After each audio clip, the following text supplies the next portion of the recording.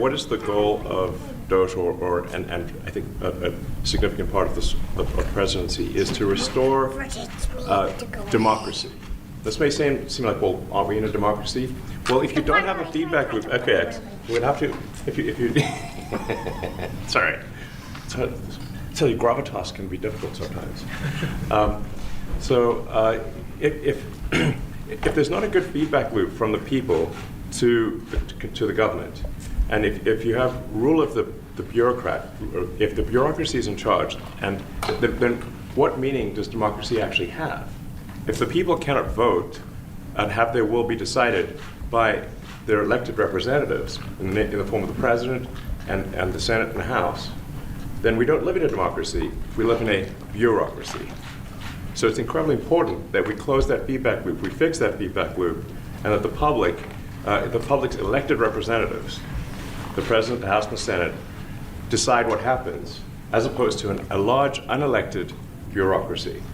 This is not to say that there are good people who are in the federal bureaucracy, but you can't have an autonomous federal bureaucracy. You have to have one that is responsive to the people. That's the whole point of a democracy. And if you looked at this, if you looked at the founders today and said, what do you think of the way things have turned out? Well, we have this unelected, fourth unconstitutional branch of government, which is the bureaucracy, which has, in a lot of ways, currently more power than any elected representative. And this is not something that people want, and it does not match the will of the people. So it's just something we've got to fix.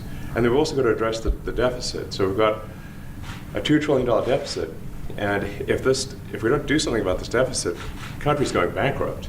I mean, it's really astounding that the interest payments alone on the national debt exceed the Defense Department budget, which is shocking because we spend a lot of money on defense, and if that just keeps going, we're essentially going to bankrupt the country.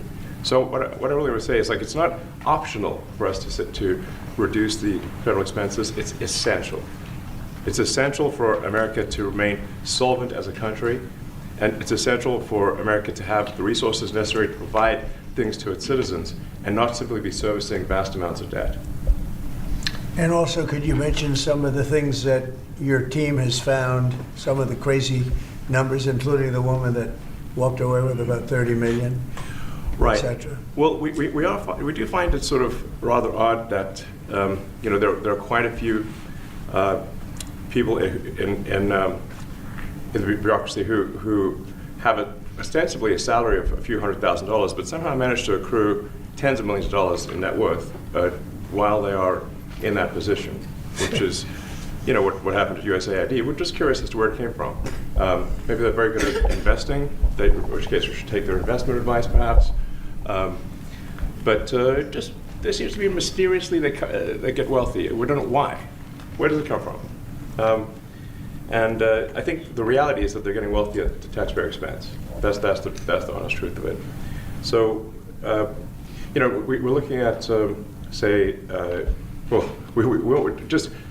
if you look at say Treasury, for example, basic controls that should be in place that are in place in any company.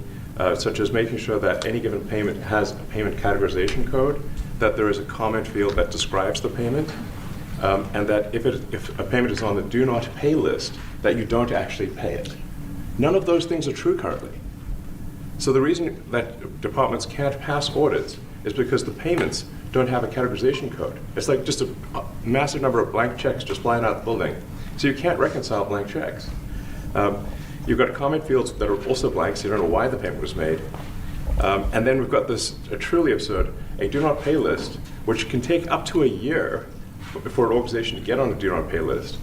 And this, we're talking about terrorist organizations, we're talking about known fraudsters, known aspects of waste, known things that do not match any congressional appropriation, can take up to a year to get on the list. And even once on the list is not used. It's mind-blowing. So what we're talking about here, we're really just talking about adding common sense controls that should be present, that haven't been present. So you say, like, well, how could such a thing arise? That seems crazy. When you understand that really everything is geared towards complaint minimization, so then you understand the motivations. So if people receive money, they don't complain, obviously. But if people don't receive money, they do complain. And the fraudsters complain the loudest and the fastest. So then when you understand that, then it makes sense. Oh, that's why everything they approve all the payments at Treasury. Because if you approve all the payments, you don't get complaints. But now we're saying that, no, actually, we are going to complain. If money is spent badly, if your taxpayer dollars are not spent in a sensible and frugal manner, then that's not okay. Your tax dollars need to be spent wisely on things that matter to the people. And I mean, these things, it's just common sense. It's not